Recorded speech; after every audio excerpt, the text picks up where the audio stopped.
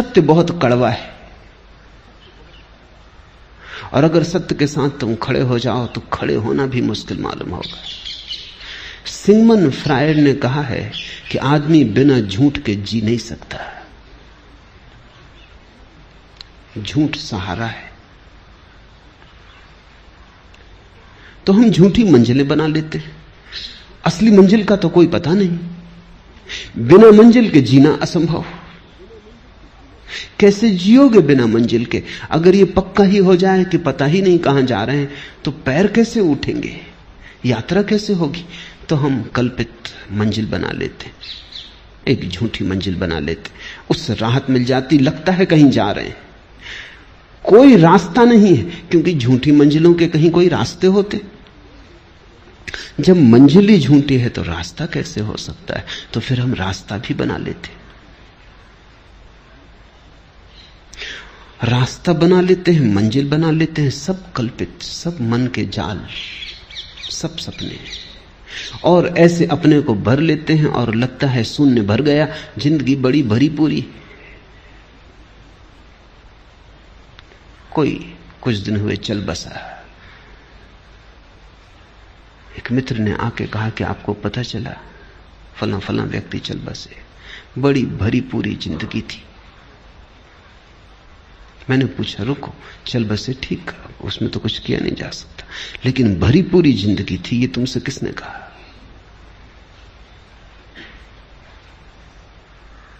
शायद उन्होंने सोच के कहा भी नहीं था, थोड़े झिझके कहा मैं तो ऐसे ही कह रहा था, कहने की बात थी। पर मैंने कहा तो तुम भी सोचते होगे कि बड़ी भरी पूरी जिंदगी थी, मैं उनको जानता हूं। और अगर तुम मुझसे पूछो तो कुछ भी नहीं हुआ, क्योंकि वो मरे हुए ही थे। अब मरा हुआ मर जाए, इसमें कौन सी बड़ी घटना हो गई? जिंदा वो कभी थे नहीं, क्योंकि जिंदगी तो सत्य के साथ ही उपलब्ध होती है, और कोई जिंदगी नहीं है। लेकिन जो झूठ के साथ जी रहा है वो भी सोचता है जिंदगी भरी पूरी। कितने झूठ तुमने बना रखे। लड़का बड़ा होगा, शादी होगी, बच्चे होंगे, धन कमाएगा, यश पाएगा, और तुम मर रहे हो। और तुम्हारे बाप भी ऐसे ही मरे कि तुम बड़े होगे, कि शादी होगी, कि धन कमाओगे, और तुम्हारा लड़का भी ऐसे ही मरेगा।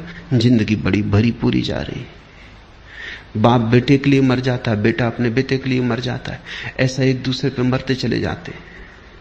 कोई जीता नहीं। मरना इतना आसान, जीना इतना कठिन। लोग सोचते हैं मौत बड़ी दुस्तर है, गलत सोचते हैं।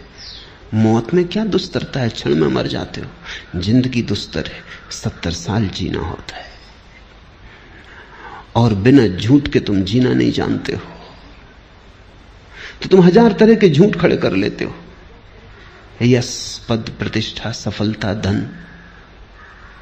जब इनसे चूक जाते हो तो धर्म, मोक्ष, स्वर्ग, परमात्मा, आत्मा, ध्यान, समाधि, पर तुम कुछ ना कुछ ताकि अपने को भरे रखो। और ध्यान रखना, बुद्ध का सारा जोर झूठ से खाली हो जाने पर है।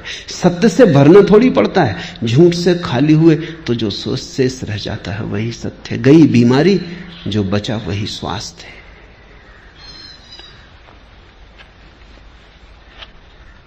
लेकिन कितने ही लोगों ने जगाने की कोशिश की है, तुम जागते नहीं। आदमी का झूठ को पैदा करने का अभ्यास इतना गहरा है कि वो बुद्ध के आसपास भी, बुद्ध भी मौजूद हों जगाने को, तो उनके आसपास भी अपनी नींद की सुविधा जुटा लेता है। बुद्ध जगाते हैं, तुम उनके जगाने की चेष्टा को भी नशा बना लेते हो। तुम हर चीज में से शराब निकाल लेते हो। ऐसी कोई चीज नहीं है जिसमें से तुम शराब ना निकाल लो। इसलिए तो बुद्ध आते हैं, चले जाते हैं, बुद्ध पुरुष पैदा होते हैं, विदा हो जाते। तुम अपनी जगह अडिग खड़े रहते, तुम अपने झूठ से हटते नहीं। शायद बुद्ध पुरुषों ने जो कहा उसको भी तुम अपने झूठ में सम्मिलित कर लेते हो।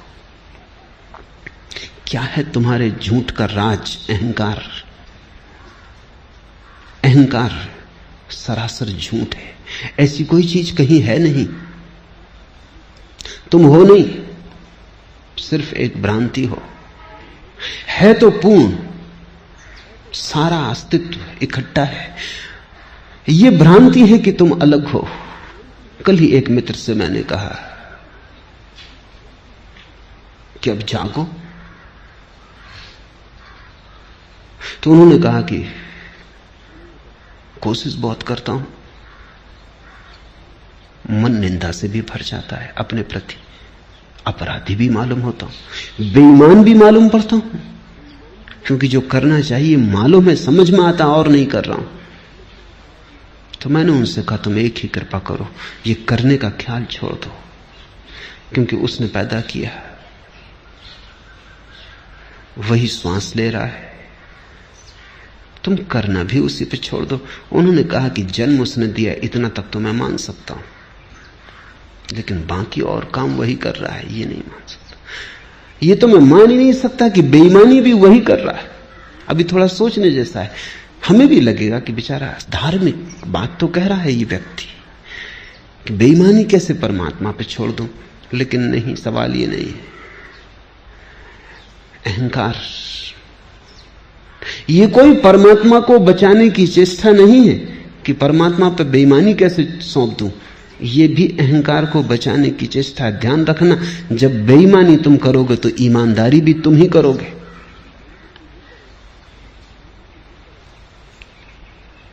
लेकिन जब जन्म भी तुम्हारा अपना नहीं है और मौत भी तुम्हारी अपनी नहीं है, तो दोनों के बीच में तुम्हारा अपना कुछ कैसे हो सकता है? जब दोनों छोर पर आए, जब जन्म के पहले कोई और के हाथ में तुम हो, मौत के बाद किसी और के हाथ में, तो ये बीच की थोड़ी सी जो घड़ियां हैं, इनमें तुम अपने को सोच लेते हो अपने हाथ में, वही भ्रांति हो जाती है। वही अहंकार तुम्हें जगने नहीं देता। वही अहंकार सोने की नई तरकीबें, व्यवस्थाएं खोज लेता है। इसलिए बुद्ध पुरुष आते, उनके तीर ठीक तरकस से तुम्हारे हृदय की तरफ निकलते, पर तुम बचा जाते हो। हजारों खिज्र पैदा कर चुकी है नस्ल आदम की। आदमी ने कितने बुद्ध पुरुष पैदा किए, हजारों खिज्र, पैगंबर, तीर्थंकर, हजारों खिज्र पैदा कर चुकी है नस्ल आदम की। ये सब तस्लीम, लेकिन आदमी अब तक भटकता है। ये सब तस्लीम, ये सब स्वीकार कि हजारों बुद्ध पुरुष हुए, पर इससे क्या फर्क पड़ता है? आदमी अब तक भटकता है। आदमी भटकना चाहता है? कहता तो आदमी यही है कि भटकना नहीं चाहता।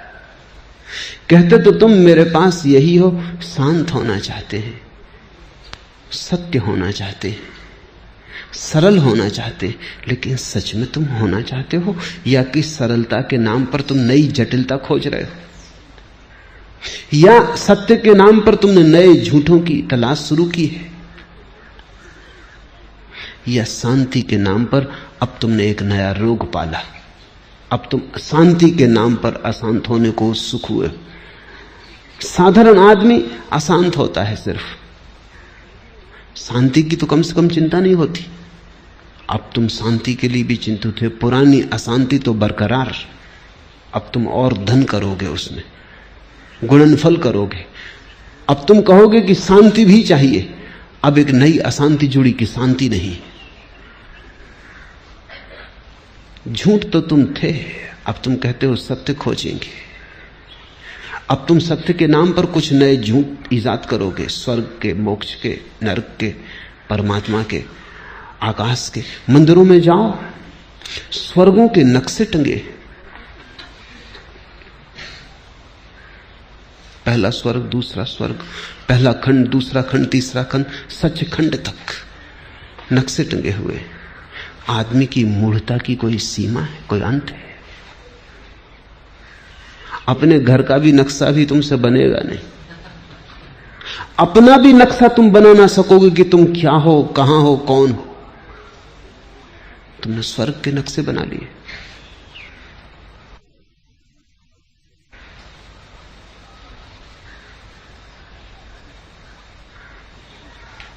एक दुकान पर एक शिकारी कुछ सामान खरीद रहा था। अफ्रीका जा रहा था शिकार करने, कहीं जंगल में भटक ना जाए, इसलिए उसने एक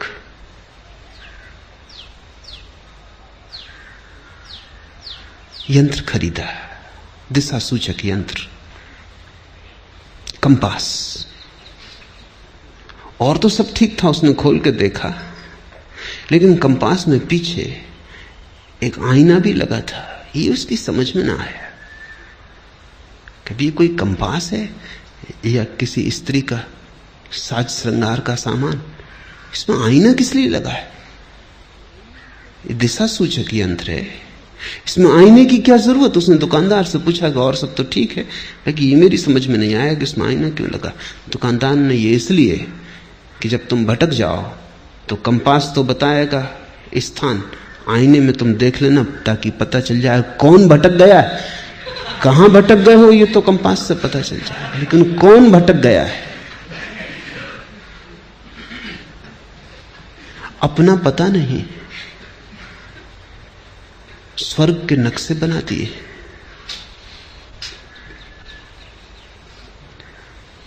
विवाद चल रहे हैं लोगों के, कितने नरक होते। हिंदू कहते हैं 3, जैन कहते हैं 7। बुद्ध ने बड़ी मजाक की, उन्होंने कहा 700।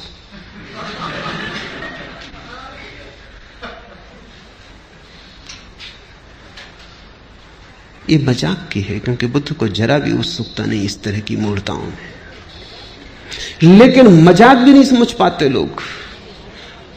बुद्ध के मानने वाले हैं जो कहते हैं कि नहीं 700 ही होते हैं, इसलिए कहे। मैं तुमसे कहता हूं 7000।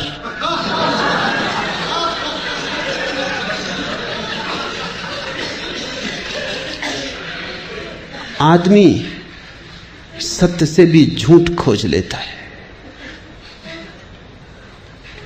इसलिए आदमी भटकता है। बुद्ध बड़े शुद्ध खोजी हैं, उनकी खोज बड़ी निर्दोष। घर छोड़ा तो जितने गुरु उपलब्ध थे सबके पास गए। गुरु उनसे थक गए, क्योंकि असली शिष्य आ जाए तभी पता चलता है कि गुरु गुरु है या नहीं।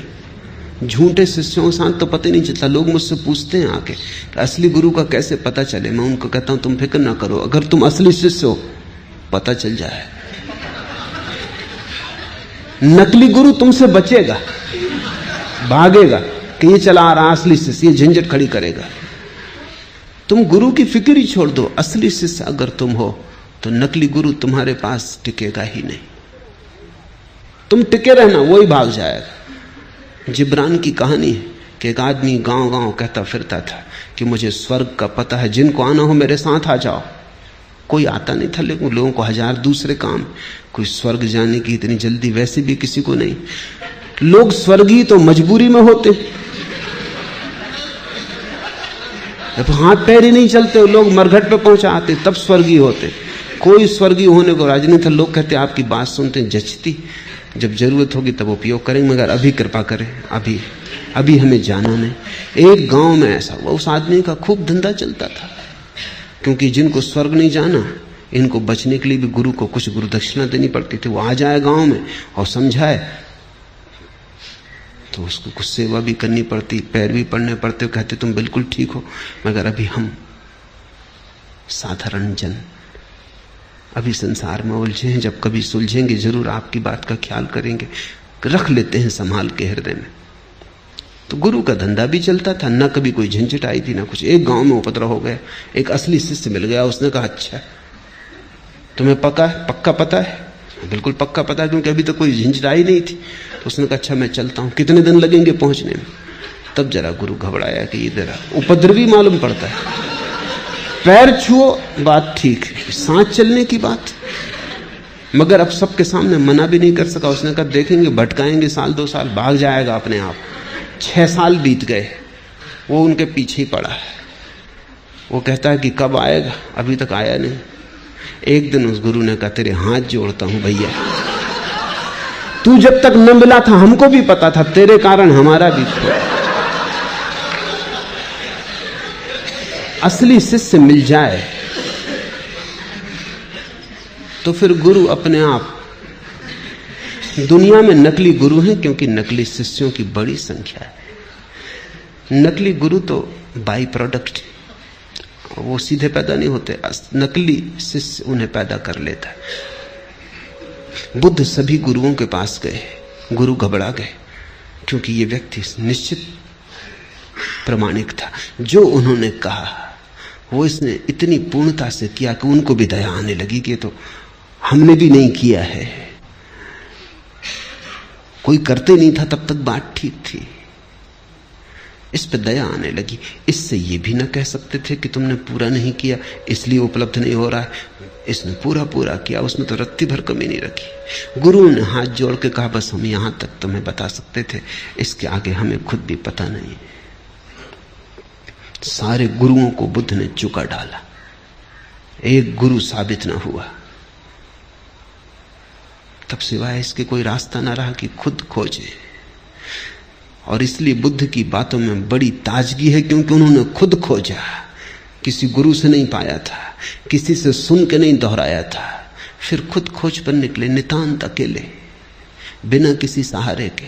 शास्त्र धोखा दे गए, गुरु धोखा दे गए, सब पीछे हट गए, अकेला रह गया खोजी। ऐसा ही होता है, जब तुम्हारी खोज असली होगी तुम पाओगे शास्त्र काम नहीं देते।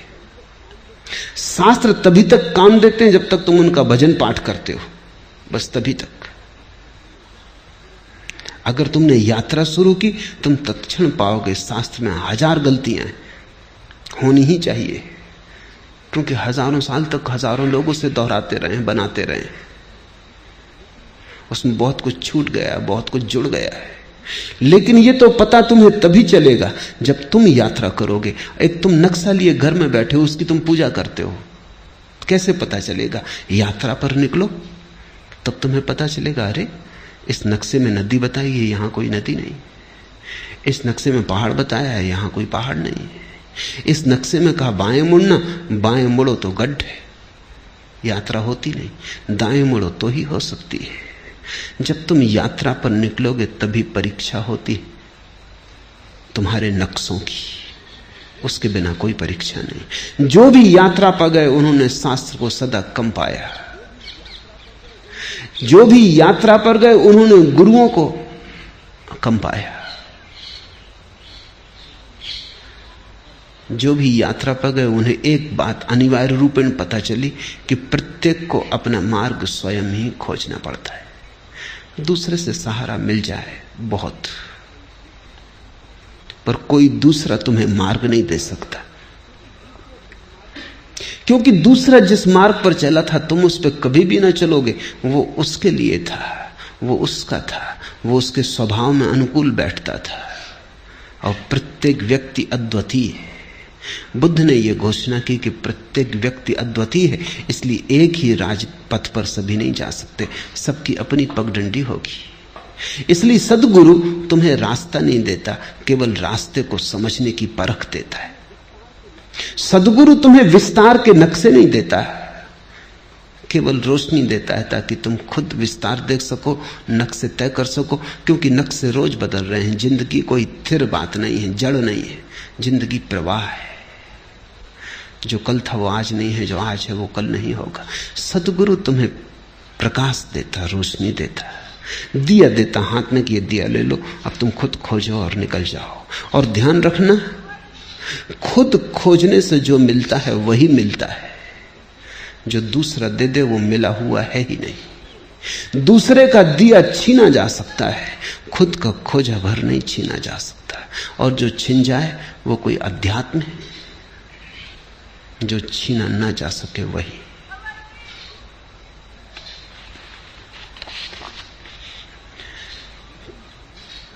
पहली गाथा, मन सभी प्रवृत्तियों का पुरोगामी है। मन उनका प्रधान है, वे मनोमय है। यदि कोई दोषयुक्त मन से बोलता है या कर्म करता है तो दुख उसका अनुसरण वैसे ही करता है जैसे गाड़ी का चक्का खींचने वाले बैलों के पैर का। छोटा सूत्र पर बड़ा दूरगामी।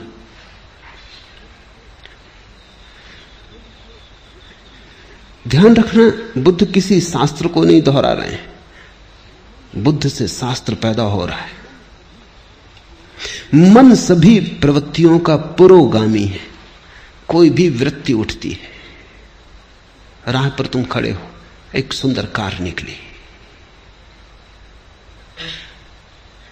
क्या हुआ तुम्हारे मन में? एक छाप पड़ी,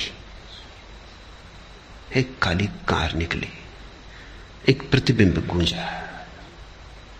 कार के निकलने से वासना पैदा नहीं होती। अगर तुम देखते रहो और तुम्हारा देखना ऐसा ही तटस्थ हो जैसे कैमरे की आंख होती, कैमरे के सामने से भी कार निकल जाए, वो फोटो भी उतार देगा तो भी कार खरीदने नहीं जाएगा और न सोचेगा कि कार खरीदनी है। अगर तुम वहां खड़े हो और कैमरे जैसी तुम्हारी आंख है, तुमने सिर्फ देखा, काली कार गुजर गई, चित्र बना गया, एक छाया आई गई, कुछ भी कठिनाई नहीं। लेकिन जब ये काली छाया कार की तुम्हारे भीतर से निकल रही, तब तुम्हारे मन में एक कामना जगी, ऐसी कार मेरे पास हो। मन में एक विकार उठा, एक लहर उठी, जैसे पानी में किसी ने कंकड़ फेंका और लहर उठी। कार तो जा चुकी, अब लहर तुम्हारे साथ है। अब ये लहर तुम्हें चलाएगी। तुम धन कमाने में लगोगे, या तुम चोरी करने में लगोगे, या किसी की जेब काटोगे। अब तुम कुछ करोगे। अब वृत्ति ने तुम्हें पकड़ा। अब वृत्ति तुम्हारी कभी क्रोध करवाएगी अगर कोई बाधा डालेगा। अगर कोई मार में आएगा तो तुम हिंसा करने को उतारू हो जाओगे, मरने मारने को उतारू हो जाओगे। अगर कोई सहारा देगा तो तुम मित्र हो जाओगे, कोई बाधा देगा तो शत्रु हो जाओगे। अब तुम्हारी रातें इसी सपने से भर जाएंगी। बस ये कार तुम्हारे आसपास घूमने लगेगी। जब तक ये ना हो जाए तुम्हें चैन ना मिलेगा।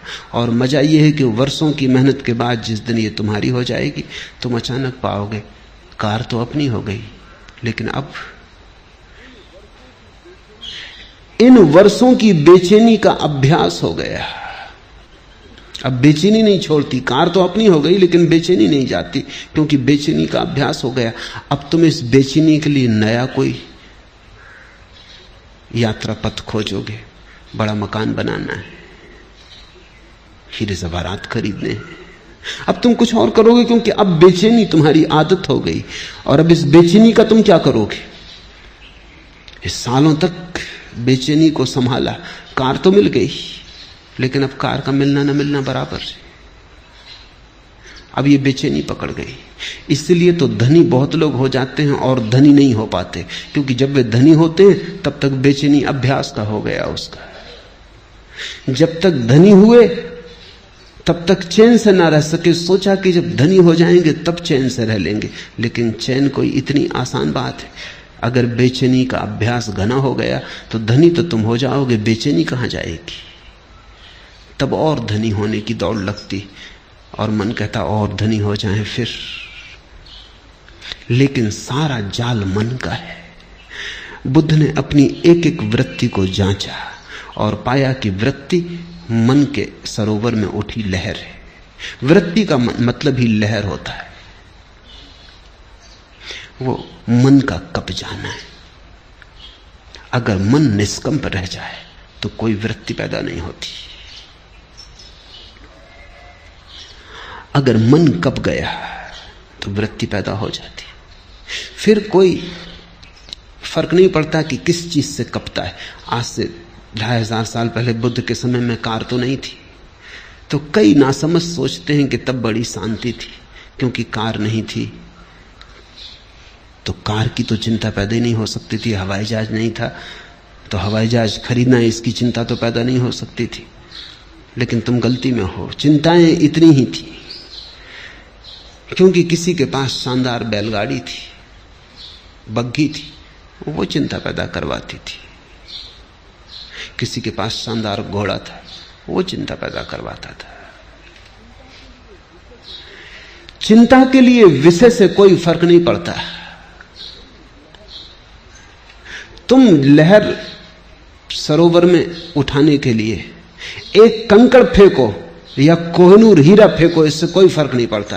कोहिनूर हीरा भी वृत्ति उठाता है, साधारण कंकड़ भी उतनी ही वृत्ति उठाता, उतनी ही लहर उठाता है। पानी फिक्र नहीं करता कि तुमने कोहिनूर फेंका कि कंकड़ फेंका, कुछ फेंका, बस इतना काफी है। मन में कुछ भी फेंका और उपद्रव शुरू हुआ। मन सभी प्रवृत्तियों का पुरोगामी, मन उनका प्रधान है, वे मनोमय है। यदि कोई दोषयुक्त मन से बोलता है या कर्म करता है तो दुख उसका अनुसरण वैसे ही करता है जैसे गाड़ी का चक्का खींचने वाले बैलों के पैर का। बुद्ध ने एक सूत्र पाया, जीवन में दुख है, हम भी जीवन में दुखी हैं। और जब हमें दुख पकड़ता है तो हम पूछते हैं किसने दुख पैदा किया, कौन मेरा दुख पैदा कर रहा है? पत्नी, पति, बेटा, बाप, मित्र, समाज, कौन मेरा दुख पैदा कर रहा है? आर्थिक व्यवस्था, सामाजिक ढांचा, कौन मेरा दुख पैदा कर रहा है? मार्क्स से पूछो तो वो कहता है दुख पैदा हो रहा है क्योंकि समाज का आर्थिक ढांचा गलत है, गरीबी है, अमीरी है, इसलिए दुख पैदा हो रहा है। फ्रायड से पूछो तो वो कहता है दुख इसलिए पैदा हो रहा है कि मनुष्य को अगर उसकी वृत्तियों के प्रति पूरा खुला छोड़ दिया जाए तो वो जंगली जानवर जैसा हो जाता है। दुख पैदा होगा उससे, सभ्यता नष्ट हो जाएगी। अगर उसे संभाला बुझाया जाए, तैयार किया जाए, परिष्कृत किया जाए तो दमन हो जाता है। दमन होने से दुख पैदा होता है। इसलिए फ्रायड ने कहा दुख कभी भी ना मिटेगा। अगर आदमी को बिल्कुल खुला छोड़ दो तो मारकाट हो जाएगी क्योंकि आदमी के भीतर 1000 तरह की जानवरी वृत्तियां हैं। अगर दबाओ, ढंग का बनाओ, सज्जन बनाओ तो दमन हो जाता है, दमन होता है तो दुख होता रहता है, वृत्तियां पूरी नहीं हो पाती। पूरी करो तो मुसीबत, न पूरी करो तो मुसीबत। तो फ्रायड ने तो अंत में कहा कि आदमी जैसा है कभी सुखी हो ही नहीं सकता, सुख असंभव है। फ्रायड और मार्क्स, इनका विश्लेषण ही अगर अकेला विश्लेषण होता तो पक्का है कि आदमी कभी सुखी नहीं हो सकता, क्योंकि रूस में गरीब अमीर मिट गए लेकिन दुख नहीं मिटा। गरीब अमीर मिट गए तो दूसरे वर्ग खड़े हो गए। कोई पद पर है, कोई पद पर नहीं है, कोई कम्युनिस्ट पार्टी में है, कोई कम्युनिस्ट पार्टी में नहीं है। जो पद पर है वो इतना शक्तिशाली हो गया है जितना धनी पुराने दिनों में कभी भी न था, और जो पद पर नहीं है वो इतना निर्बल हो गया है जितना भूखा भिखमंगा गरीब कभी नहीं था। धनी के हाथ में इतनी ताकत कभी नहीं थी जितनी रूस में पदाधिकारी के हाथ में। संघर्ष वहीं के वहीं खड़ा है, भेद वहीं के वहीं खड़ा है, वर्ग नए बन गए, पुराने मिटे। तो कुछ ऐसा लगता है आदमी बीमारी बदलता जाता है, क्रांतियों के नाम से केवल बीमारी बदलती, कुछ भी बदलता नहीं। ऊपर के ढंग बदलते हैं, भीतर का रोग जारी रहता है। सब क्रांतियां व्यर्थ हो गई, सिर्फ बुद्ध की एक क्रांति अभी भी सार्थकता रखती। बुद्ध कहते हैं तुम्हारे मन में ही कारण। बाहर खोजने गए, पहला कदम ही गलत पड़ गया, अब तुम ठीक कभी ना हो पाओगे। तुम्हारे मन में ही दुख का कारण है। जब भी तुम किसी को दुख देना चाहते हो तुम दुख पाओगे। जब भी तुम दुख देने की आकांक्षा से भरे किसी विचार के पीछे जाते हो तुम दुख के बीज बो रहे हो। दूसरे को दुख मिलेगा या नहीं मिलेगा, तुम्हें दुख जरूर मिलेगा। तुम अगर आज दुख पा रहे हो तो बुद्ध कहते हैं कल बोए बीजों का फल है, और अगर कल तुम चाहते हो दुख न पाओ तो आज कृपा करना, आज बीज मत बोना। यदि कोई दोषयुक्त मन से बोलता है, सोचता है, व्यवहार करता है या वैसे कर्म करता है, तो दुख उसका अनुसरण वैसे ही करता है जैसे गाड़ी जाती तो बैलों के पीछे चाक चले आते। तुम्हारे मन में अगर किसी को भी दुख देने का जरा सा भी भाव है तो तुम अपने लिए बीज बो रहे हो, क्योंकि तुम्हारे मन में जो दुख देने का बीज है वो तुम्हारे ही मन की भूमि में गिरेगा, किसी दूसरे की मन की भूमि में नहीं गिर सकता। बीज तो तुम्हारे भीतर है, वृक्ष भी तुम्हारे भीतर ही होगा, फल भी तुम ही भोगोगे। अगर बहुत गौर से देखा जाए तो जब तुम दूसरे को दुख देना चाहते हो तब तुमने अपने को दुख देना शुरू कर ही दिया। तुम दुखी होने शुरू हो ही गए। तुम क्रोधित हो, किसी पर क्रोध करके उसे नष्ट करना चाहते हो, उसे तुम करोगे या नहीं ये दूसरी बात है, लेकिन तुमने अपने को नष्ट करना शुरू कर दिया। बुद्ध कहते थे क्रोध से बड़ी कोई मूढ़ता नहीं, दूसरे के कसूर के लिए तुम अपने को दंड देते हो। एक आदमी ने तुम्हें गाली थी, कसूर उसका होगा, अब क्रोधित तुम हो रहे हो, दंड तुम अपने को दे रहे हो, कसूर उसका था। इससे ज्यादा मूढ़ता और क्या हो सकती। उसने गाली दी, उसकी समस्या है, तुम क्यों बीच में आते हो? तुम गाली मत लो, लेने पर निर्भर है, लेना आवश्यक नहीं। आप मुझे गाली दे सकते हैं लेकिन लेने पर थोड़ी मजबूर कर सकते। देना आपके बस में, लेना मेरे बस में। उस मालकियत को मुझसे कोई कभी नहीं छीन सकता। मैं कह सकता हूं कि नहीं लेता, फिर तुम क्या करोगे? तुम्हारी गाली तुम्ही पर लौट जाएगी। तुमने गाली देने के लिए जो तैयारी में दुख भोगा वो भोगा, अब गाली लौटेगी तब तुम जो दुख भोगोगे वो भोगोगे। जब हम किसी चीज को अपने मन के भीतर ले लेते तभी वो सक्रिय हो जाती है, और दूसरे से लेने की कोई जरूरत नहीं है। तुम अपने भीतर ही इतने दुख के बीज पैदा करते रहते हो अकारण। मैं कलकत्ते में एक मित्र के घर मेहमान होता था। उनके पास सबसे बढ़िया कोठी है कलकत्ते में, ठीक कहना चाहिए, अब नहीं। अब एक दूसरी कोठी खड़ी हो गई, पड़ोस में ही खड़ी हो गई।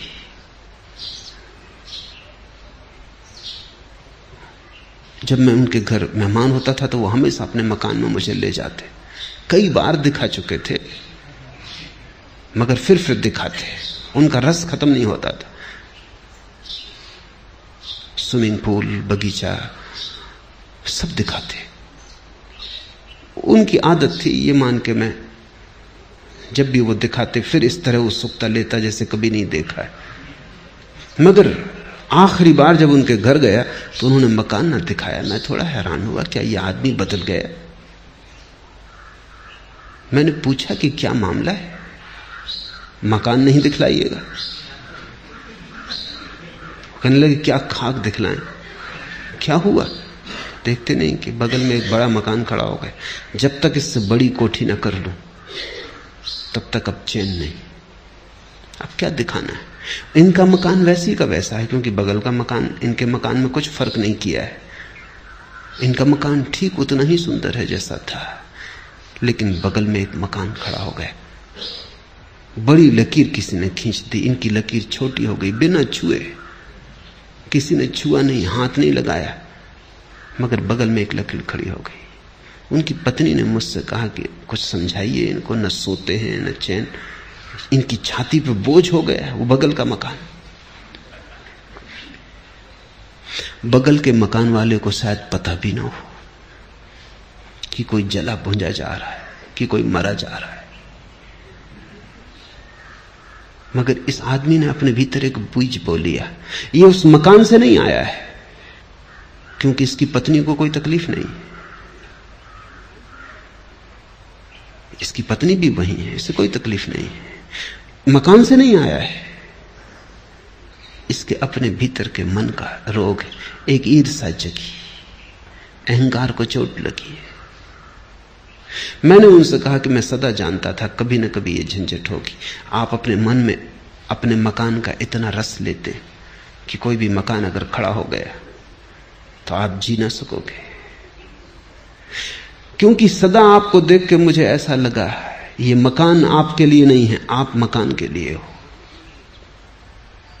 आप मालिक नहीं हो, ये मकान मालिक है। आप वस्तु को अपना सब संभाल दिए, दे दिए वस्तुओं